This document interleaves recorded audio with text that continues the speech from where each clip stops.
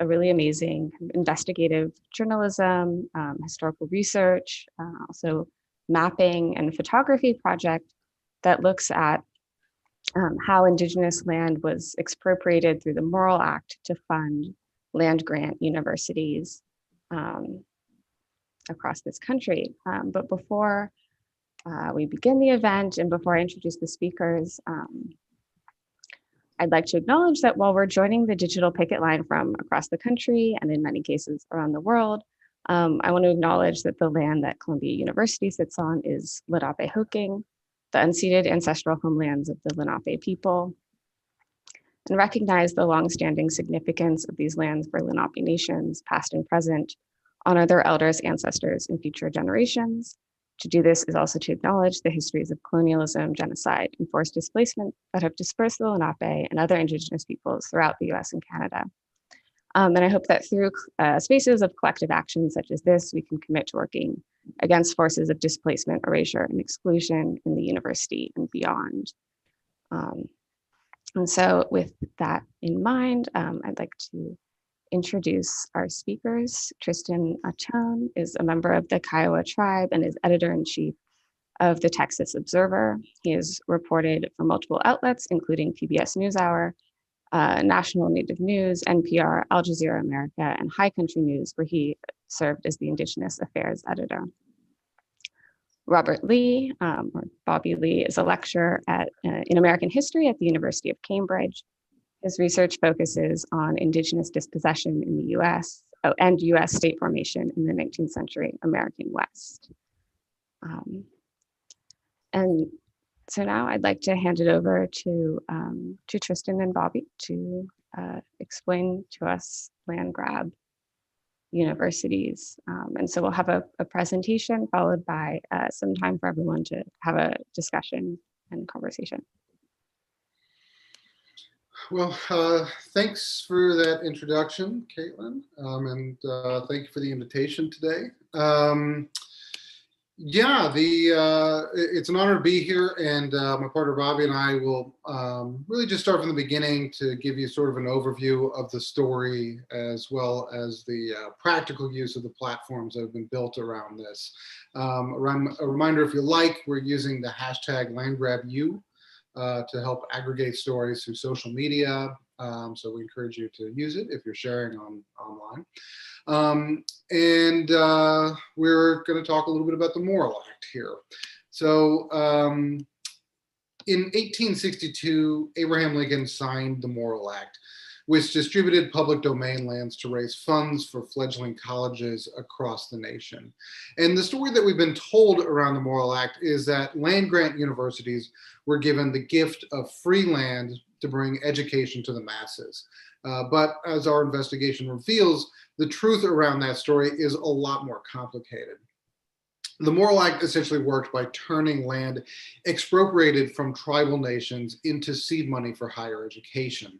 And in all, the act redistributed nearly 10.8 million acres of land from more than 250 tribal nations for the benefit of 52 colleges. But the Morrill Act's footprint is broken up into almost 80,000 parcels of land scattered across 24 states, which makes research and reporting on its impact really, really difficult. Through our 2-year investigation, though, we've been able to identify and map those 80,000 individual land parcels in order to better understand the relationship between higher education and violent colonialism. Combined, all of those scattered parcels, though, they represent an area about the size of Denmark. And our reporting really provides kind of a window into how universities profited from dispossession and genocide. But it also offers opportunities for additional reporting, research, and of course, collaboration to further the investigative work that the project has kicked off. So we'll discuss that in more detail in a moment, but I'll first turn it over to Bobby to talk a little bit more about the Morrill Act and how this project came to be. Yeah, thanks, Tristan, and thank you, Caitlin, for inviting us to talk about land grab universities today. So what I'd like to do is give you a little bit of background on the project and provide some more detail on the Morrill Act of 1862 and our approach to investigating it. So the indigenous sources of university land has been really an emerging issue in the last, I'd say, 5 years or so. And the springboard for a lot of this work is the studies that I'm sure most of you, especially at Columbia, have seen, studies of slavery and the university, which have been sort of growing really in the past 15 years or so. And in the past, 5 or 6 years, scholars have started to think about what are the related implications concerning indigenous land being used to fund U.S. universities. So, for instance, if any of you are familiar with Roxanne Dunbar Ortiz's book, An Indigenous People's History of the United States, she flagged the Morrill Act as an issue for research. There's been cultural theorists like K. Wayne Yang thinking about settler colonial studies and discussing the Morrill Act from the perspective of decolonizing the university. More recently, there's been work by Sharon Stein, who we interviewed for the High Country News piece, and Margaret Nash, who have framed the Morrill Act of 1862 as this form of settler colonial legislation that takes from indigenous nations to expand agricultural and mechanical education for settlers. And they started to sort of unpack the way it worked. This in 1862 is coming around the time that Columbia is going to start forming its sort of mining school, right? That later becomes the engineering school, thinking about the sort of forms of practical education. Meanwhile, there had been some research at places like at UMass and on Virginia Tech, trying to map Morrill Act footprints of these individual schools and connect them to indigenous nations. But those projects seem to have caught some snags on sort of the technical side of doing this kind of research. There have also been some schools like Iowa State, Michigan State universities, another one, University of Nebraska, that had begun mapping the Morrill Act parcels, but weren't connecting it to the land's original owners and caretakers. They were sort of doing it as a form of commemoration and celebration, which is the sort of the mode in which the Morrill Act has been embraced widely in the United States and at universities themselves in their sort of built environment. You see lots of Morrill halls, statues to Abraham Lincoln at land-grant universities. And there's lots more work on the way. I won't go into the details. I just discuss all this to point out that it's been a sort of it's a really exciting time to be thinking about this issue, which until really quite recently had been completely neglected, really flown under the radar, both in scholarship and in the public memory of land-grant universities. Why don't we go to the next slide there, Tristan? So the High Country News collaboration, where does that come into this sort of burgeoning field in land-grant university studies? This project really got off the ground in 2018. Tristan and I were on fellowships at the same university. I was fortunate because I'm a historian, he's a journalist, and we otherwise don't really run in the same circles. And the project that we came up with was to try to empirically unspool the Morrill Act, not completely. We didn't just want to identify the parcels of that benefited one university or were connected to a single state. We wanted to locate them all insofar as that was possible, and to track down the indigenous origins of every parcel in order to gain a sense of the enormity of the wealth transfer that the Morrill Act entailed. I mean, really, this is a study of the sort of unseen ways in which universities are capitalized, have been capitalized in the past. So really at the core of the study was thinking about the Morrill Act as a kind of resource transfer, not a donation, a kind of wealth transfer from indigenous peoples to university communities. And the map that you're looking at on the screen here is sort of the result of our investigation in its most condensed form. So just to give you, before I get into it a little bit more, a little sketch of sort of the Morrill Act itself. Land-grant colleges, as a form of college funding, they begin before the Morrill Act of 1862, as early in the early 19th century. You find sort of one-off laws that are helping colleges get off the ground with expropriated indigenous land. In the 1850s, this form really takes shape with places like Pennsylvania State University and Michigan State University, which become sort of the flagship land grant colleges for agricultural and mechanical education, and they become the model that is going to be nationalized by the Morrill Act of 1862. That's what happens in 1862. This program gets nationalized. And the way that historians have conventionally thought about land grant universities is through this lens of sort of quote unquote, you'll see it in square quotes in the literature, of democracy's colleges, right? And the question is, to what extent did these universities form through these land grants or sort of raised up through these land grants? To what extent did they meet their mission of expanding education to the middle classes, to the lower classes, to the emerging industrial classes and the sons and daughters of farmers, right, in the 19th century? Virtually none of this literature discusses the indigenous origins of that land. So just to get back to some of the statistics that Tristan mentioned earlier. So Morrill Act comes in 1862, and there's sort of three big land laws that most people will learn about in like textbooks of American history. There's the Morrill Act, but even larger, there's the Pacific Railway Act in 1862, and there's the Homestead Act in 1862. These massive land giveaways. The Morrill Act is actually the smallest of the three, and gives away roughly 10.8 million acres. This is going to be distributed to 47 different states. The land's going to be sold to speculators, or it's going to be leased out. And the endowments that result are going to be funneled to what we found with 52 universities. So there are a couple of states, or 5 states that sort of split the grant between two schools. Most of these schools are public universities. The University of California, where I got my PhD, University of Minnesota, University of Nebraska. Some of them were private, MIT, Cornell. Columbia is not one of them. Cornell got New York's grant and was able to become very, very wealthy in a very short time span because of it.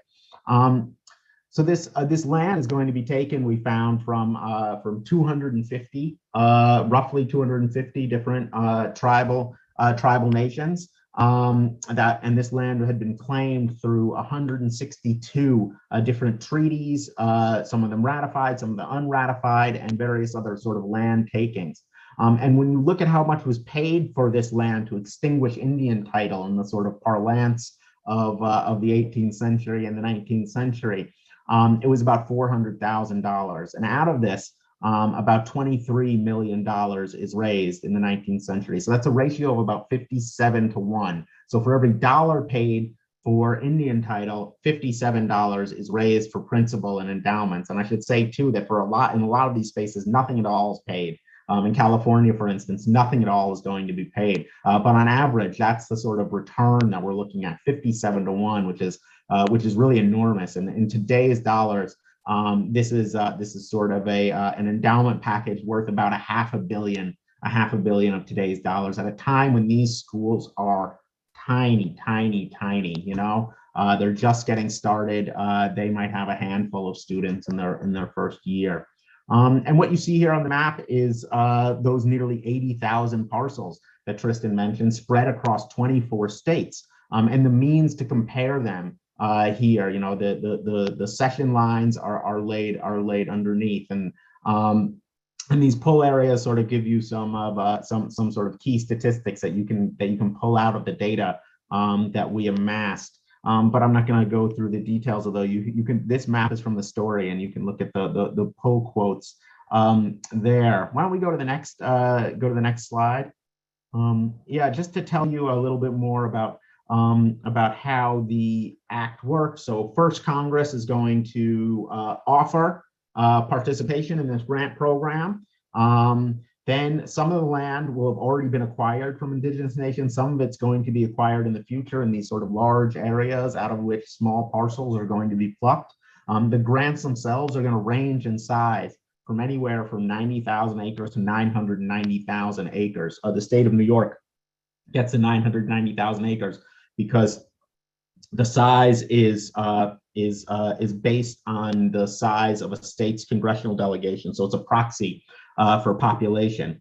And then in this fourth step, this describes a little bit about how the grant was administered, whether or not you were a Western state or an Eastern state. If you were a Western state, you had to choose land from within your state boundaries. If you were an Eastern state, you got something called scrip, which was like coupons for selecting land anywhere on the surveyed public domain of the United States.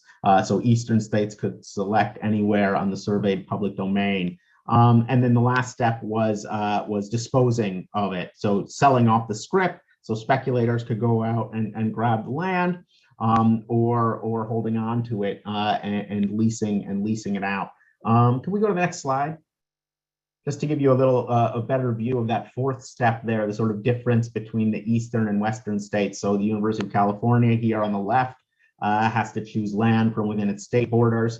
Cornell University, those 990,000 acres, taking it from all over, benefiting from land selected all over the country. And what you see in red here are the types of descriptive statistics that are our approach to finding all of these individual parcels enabled. So that's the sort of background in the Morrill Act and how it worked and our approach. I'm going to hand it back to Tristan now, and he can tell you. We got one more here. Sorry. Just to give you a visualization. So I should also add that the maps that you've been looking at and the photograph. The maps were by Margaret Peters, who's a cartographer for the story. So were the infographics. Photographs are by Kaylin Goodluck.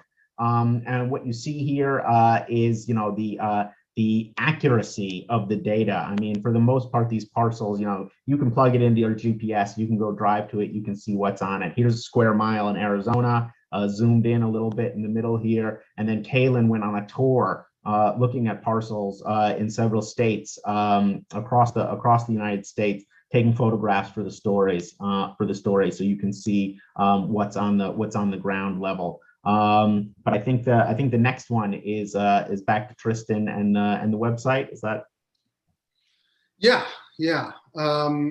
One of the things that, in terms of looking at that sort of zoomed in data that Bobby was just talking about, one of the things we wanted to do with the project is make sure that that data is available to anybody who wants to do additional reporting or research or to even fact check our findings. If you're not comfortable using spreadsheets, or if you're not a heavy data user, we wanted to make sure that you can still have access to this information in a clear and really user-friendly way. So on landgrabu.org, which you see here, you have access to the same data that we were working with the same level of accuracy, and you can explore all of it through interactive maps instead of digging through spreadsheets. So for instance, we have university pages like here for University of California. It gives you a lot of information, statement from the university in response to our requests, founding date, student enrollment, how many acres it received. But most importantly is you can play with a map that we put together. So Jeff McGee and Cody Leff developed this site and these maps. And what it allows you to do is see the connections between the institution and the land.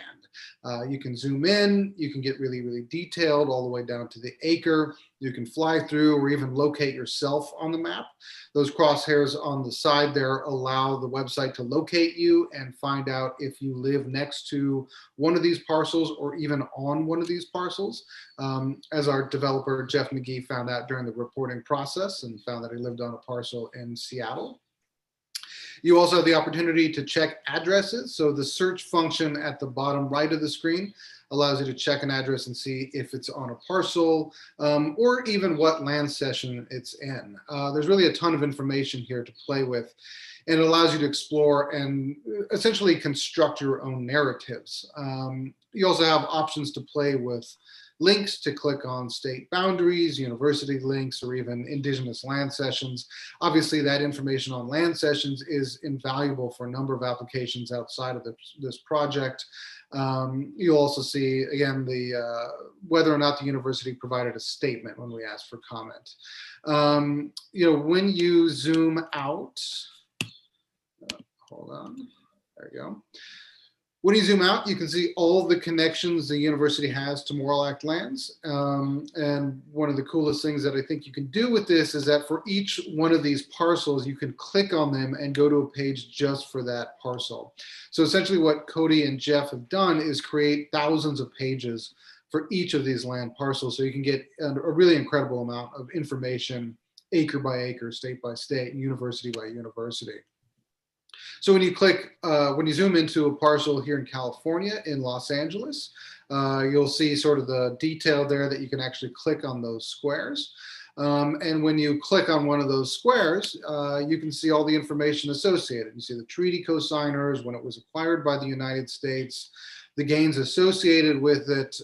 Just with this page, you can start to construct a story about this very specific piece of land. And because the site works on mobile, you can actually go there by locating yourself on your phone and go to that actual parcel, which is what our photographer, Caitlin Goodluck, was doing. And is how we know that this parcel in Los Angeles, which you see all the information about, is also home to the Directors Guild of America. So when you're actually there, you start being able to see, like, put a sort of face to a name sort of a situation and see what's actually kind of going on these different pieces of land. So as Bobby mentioned, Caitlin sort of took a US tour here to just explore a lot of these parcels, see what's there. Directors Guild here in California. Another shot from California. These are private residences in LA.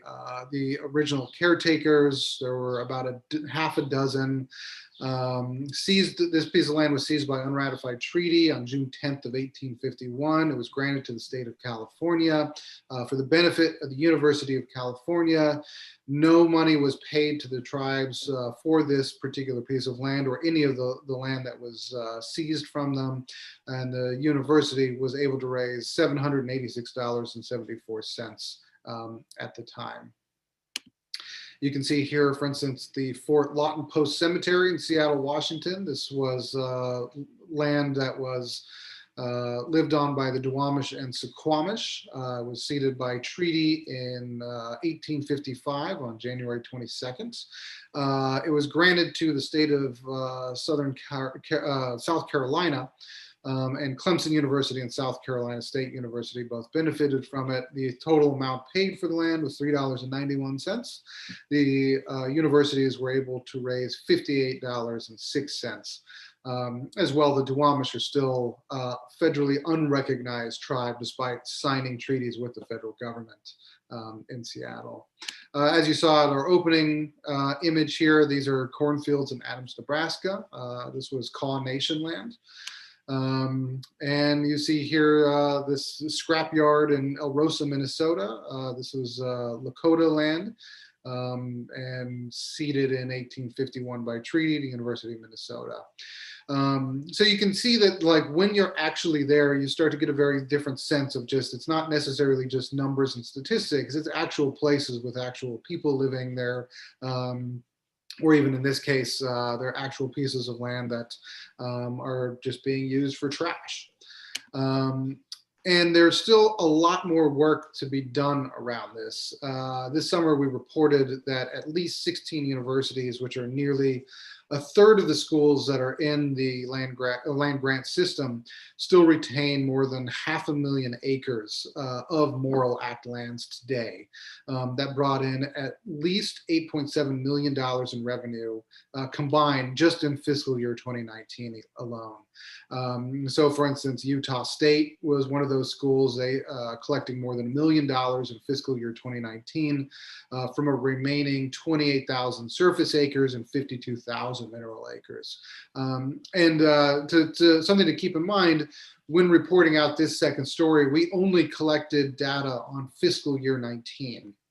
So the cumulative revenue from acquisition of these lands to present at these institutions that are retaining these Moral Act acres is just completely unknown, and it's open for additional reporting, researching, etc. That data and all of the stories data is available for you to download on GitHub, and I'll let Bobby talk a little bit more about how to access that. Yeah, I mean, we wanted to not just present the material that we had found, but to really empower other researchers to take the story forward in a way that didn't force them to recreate the wheel, right?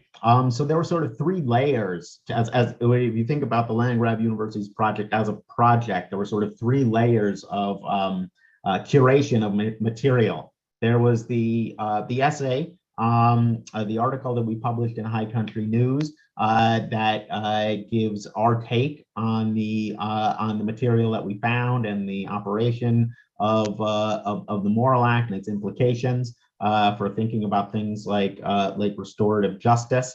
Then there is the website that you just looked at, and I encourage everyone to check it out on their own and to see places that they know of. To sort of choose your own adventure and interact with the data set in a non-technical way. But for those of you who are researchers, either academics or journalists who want to take it to the next level and build outward, it was also important for us to make all of our findings open source so people could just pull the data and work with it on their own machines. And that's what's available here in the Land Grab University's database, available for download on GitHub. It's a geodatabase, which just means it's a series of GIS spatial files and attribute files in CSV format. For the most part, even if you're not a GIS user, you can work with the vast majority of the data in tabular format. You open it on your desktop, it opens up in an Excel window. So this is where you can download it. If you go to the next to the next screen here, we wrote up a user guide that lays out in sort of plain English the contents of all these files, how they're joined. I imagine some of you have worked with GIS before. Maybe some of you have worked with the census. It's similar to how you join GIS files and tabular data from census files. If you're familiar with that, it's pretty straightforward. But all the details are here for you to go through and look at. There's also a summaries table. If we had 5,000 words for a story, and there's 52 universities, so we had to really select ones that we could highlight and show the intertwined history of land loss on the one hand, and the prosperity gained by land grant universities on the other hand.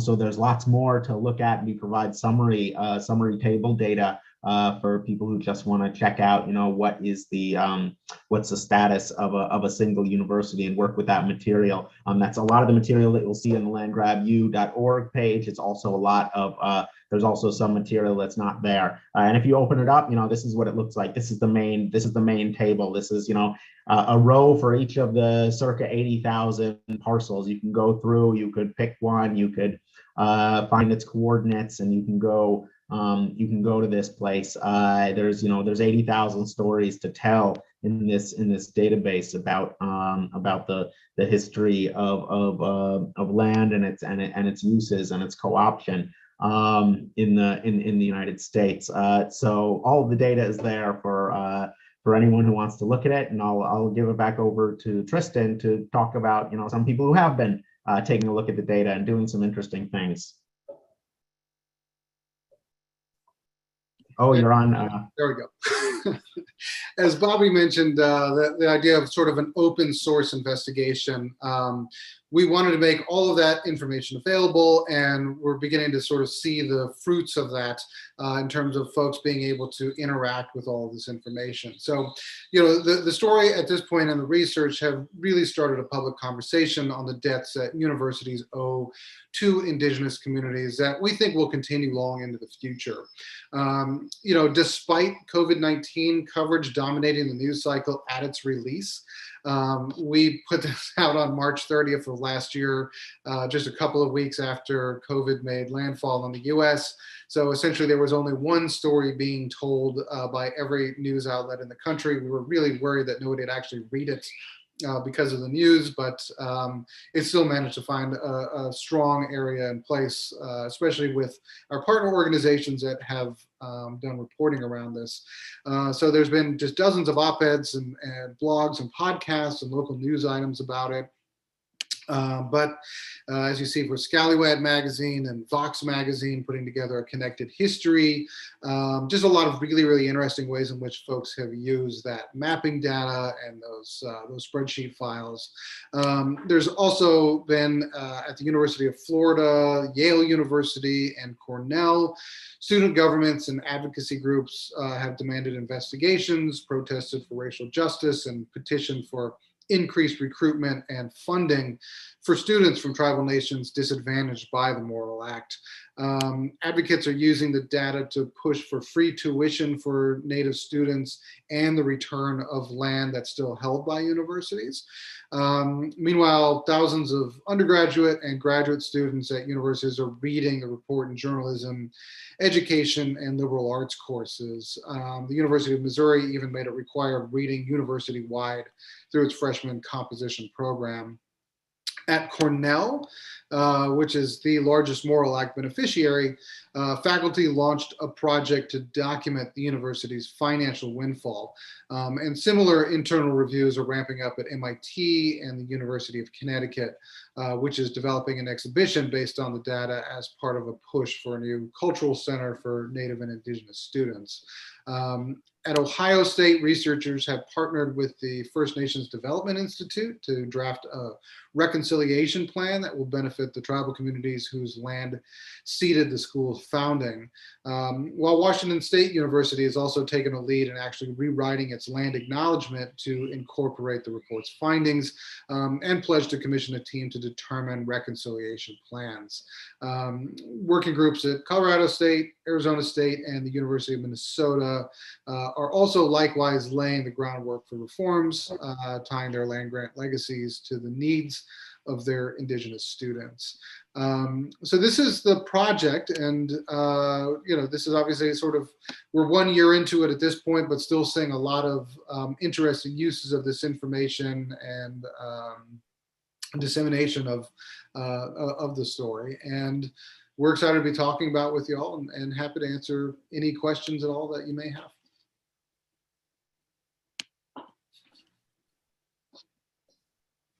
Great. Thank you so much, Bobby and Tristan, for that presentation and explaining the project, which is, I think, a phenomenal piece of scholarship and of journalism for so many reasons. And I guess maybe while people put together their questions, which you can post in the chat or, just raise your hand and I can, call on you. I guess I have many questions, but maybe to open it up, I think that something that's so fantastic about this project is the way that it really changes our image of the university through, for so many reasons, through mapping, showing, like you showed UC Berkeley as not just an institution in a specific place, but rather this kind of settler colonial expansion machine that is, it's a territorial project. And also through photography, kind of bringing this, bringing this on the ground kind of granular quality to looking at these specific sites and specific places. And while, Columbia isn't part of this list, I could imagine a really kind of powerful approach to showing Columbia in the same way within New York City as this kind of vast real estate machine that accrues so much wealth through its role as a landlord in the city. So I guess maybe to start off, I wanted to ask about this kind of approach to data visualization, mapping, and photography. I come from a background in architectural history, so we work a lot with mapping, but I think the way that this project approaches it through the kind of view from above of the map, but also looking particularly at the parcel, and then with this photograph that really like renders the that parcel in a really different, more personal way. So I'm just interested in learning more about your collaboration with the cartographers and photographers that worked on the project, and then also kind of gathering all of this information and data about these specific places and parcels. Yeah, I think the visualization element of the story really is essential here, as a form of documentation, but also as a rhetorical tool to understand the phenomenon itself. I mean, because we can all easily appreciate that every square mile of the United States is carved out of indigenous land, right? It's all was not unoccupied land that was taken over and was repurposed. But that can be so abstract, so overwhelming, that it can be everywhere and it can be nowhere, and it can be easy to sort of overlook and sort of and push into the background. So finding the actual parcels, using this really, I mean, what was a sort of a relentlessly empirical approach, trying to document the Morrill Act, a single law, of important law, but trying to document it to the full extent possible. I mean, we were really trying to get as many of these parcels as we could. We were able to get more than 99% of them. Which was really exciting to do, but then to be able to put them on the page, to be able to put them on a map, to be able to see it both at sort of the zoomed out level of sort of 3,000 feet, but also the place on the ground can really, I think, can really sort of rhetorically help you explain that these are real places that are, this is where the Walmart is, and this is where the Holiday Inn is. This is where you drive by to go to work, or it's where you work. It's just sort of it's a space that you live in that can that is a history that's been sort of submerged. Some of these are like historical markers or historical places that are remembered for other things. This isn't part of the history that gets sort of layered in. So using the visual tools was really crucial. And I wasn't thinking about this at the beginning. Tristan recruited Kaylin to do this photo tour, but I think one of the real challenges that we had in writing the story is dealing with this abstraction, right? Where there aren't a lot of characters in it. I mean, the land itself is the main protagonist in the story. And Kaylin's photos were able to really give a face to that that we hadn't really thought about at the beginning.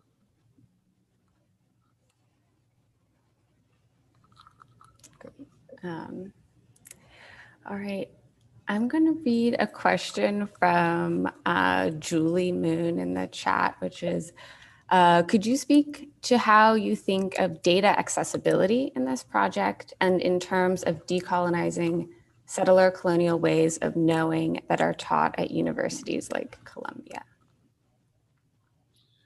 Yeah, I mean, a great question, especially around the data accessibility.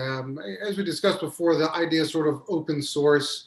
I mean, I personally just think it's incredibly important for reporters to be sharing their information with the public, how they got to the point that they did in terms of their investigations, and obviously, with caveats around safety for sources, for instance. But the more people that are looking at a particular issue, the more sort of like valuable information comes out of it.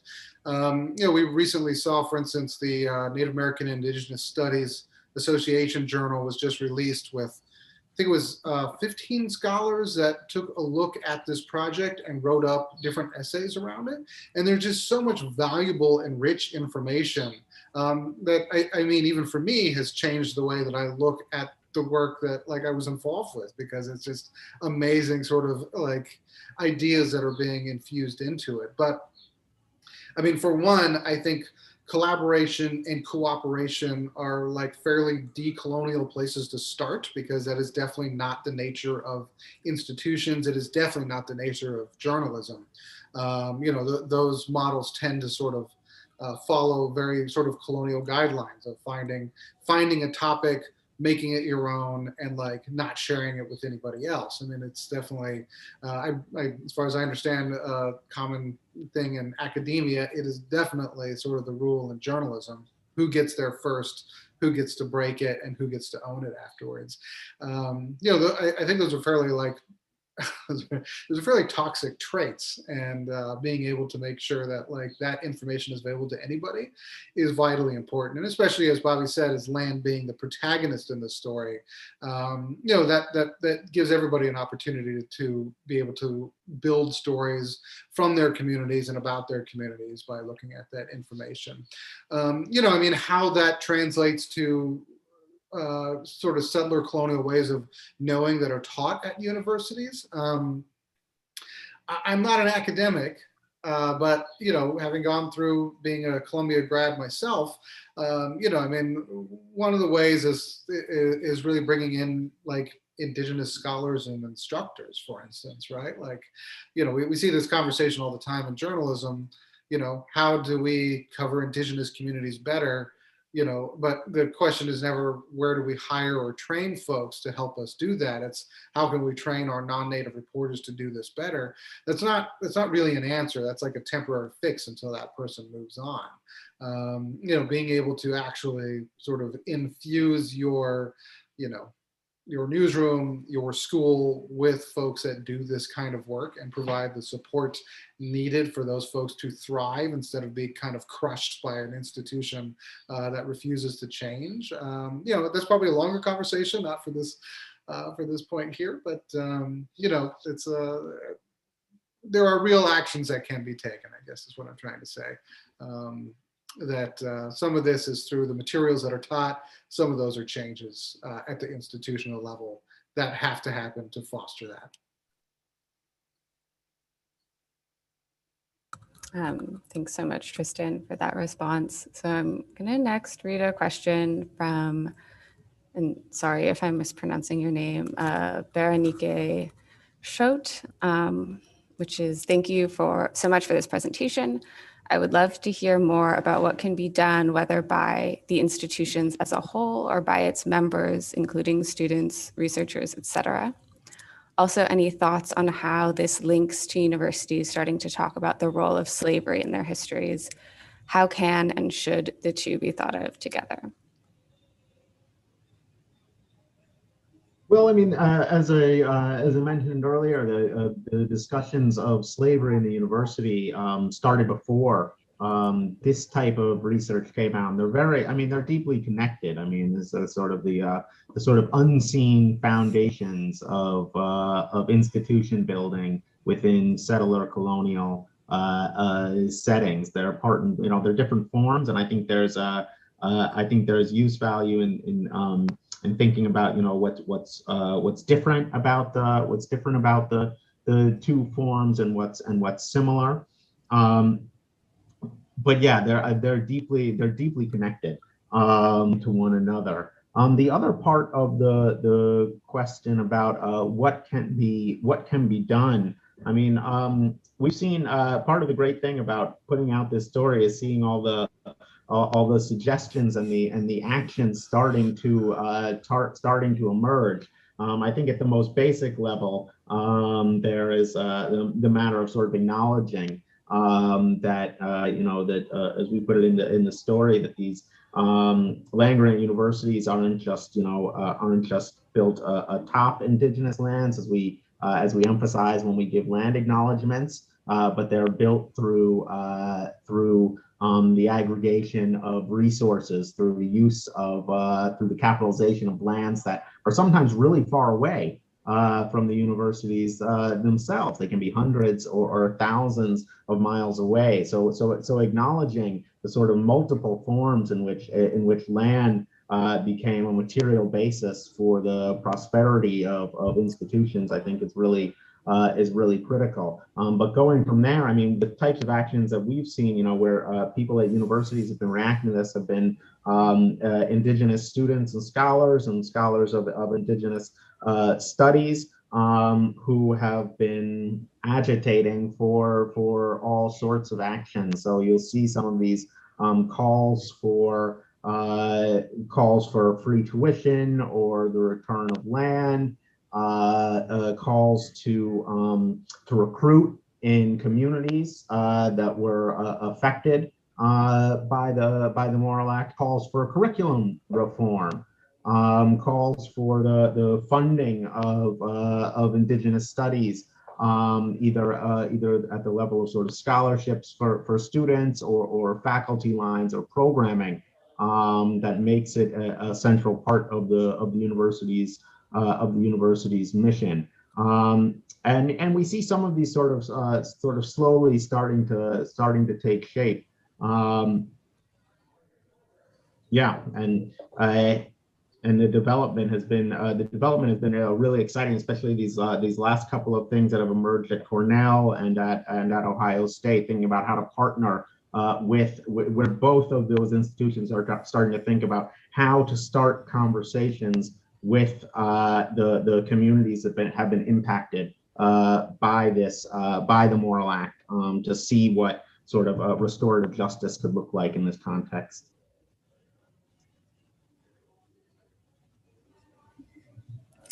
Thank you.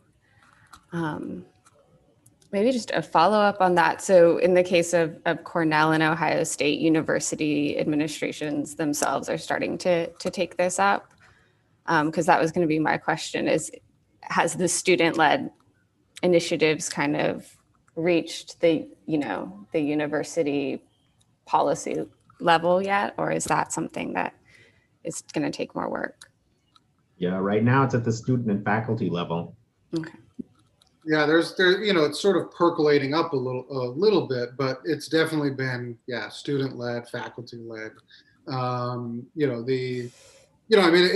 think it underscores sort of like the larger problem in terms of like the reporting that we've done here, is that this is an investigative report where we can point to a very particular piece of land and tell you everything about that, and that potentially your university is still profiting from it, and sort of be met with silence, which I think is it's a sort of a larger conversation about the United States just generally in terms of, like, we can give you the receipts, but like, even if you're not even going to look at them, it sort of leaves you at a loss a little bit. But I think to Bobby's point of the actions that are being taken, it's heartening to see that people are thinking about it, making sure that there's something that fits for those communities that are impacted in that institution, and pushing it up from below, because I frankly just don't think administration wants to deal with this unless pushed to do so.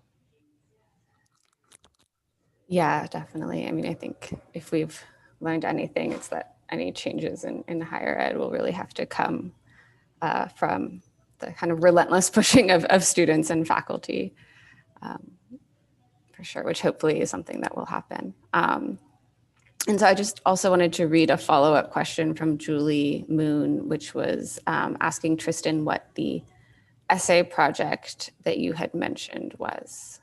Oh, it's the Native American and Indigenous Studies Association. They do their journal for, they do 2 journals every year. The first one for this year is primarily focused on as an intervention to our reporting. So it's, I think it's, like I said, I think it's 15 essays. I've got it around here someplace, but others from around the world. Yeah.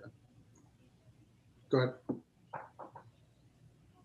It's there are 15 authors, a dozen essays. It's the most recent issue of the NACE journal.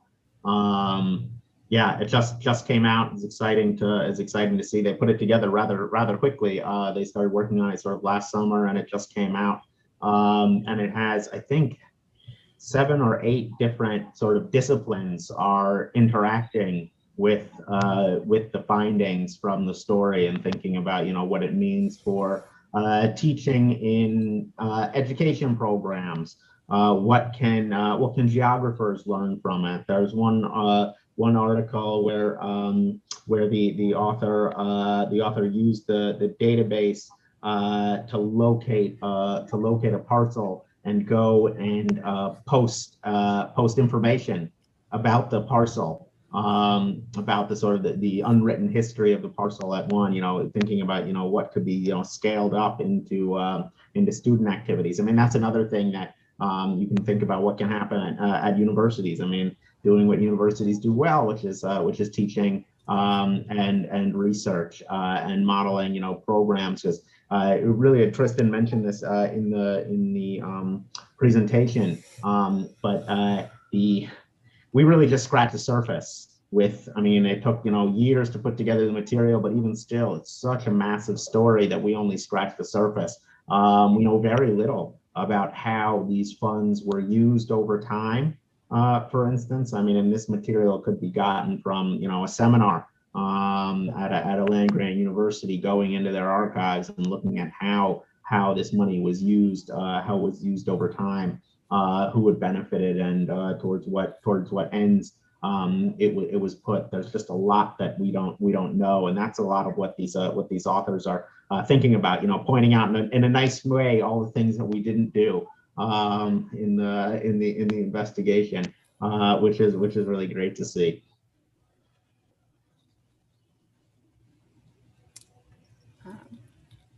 Great, thank you. And definitely a good resource for everyone to read and look at.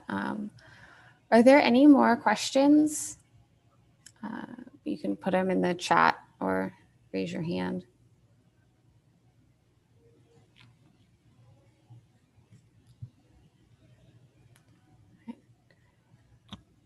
If not, maybe we can just wrap up at 5 minutes before 12 and give everyone a little break before the next teach-in. But thank you so much, Tristan and Bobby. I think this was like a really amazing presentation and piece of public scholarship. And even if Columbia University is not on this list, I think it helps us really think about the settler colonial role of universities in general, and the universities that we have or will be passing through at different points in our educational careers. So thank you so much. And For having us. Thank you. We really appreciate it. And yeah, glad to be here. All right, great. Well, I'll let you two sign off, and then everyone else, please stick around for the next teach-in, which will start at 12, which is looking at labor organizing and community organizing.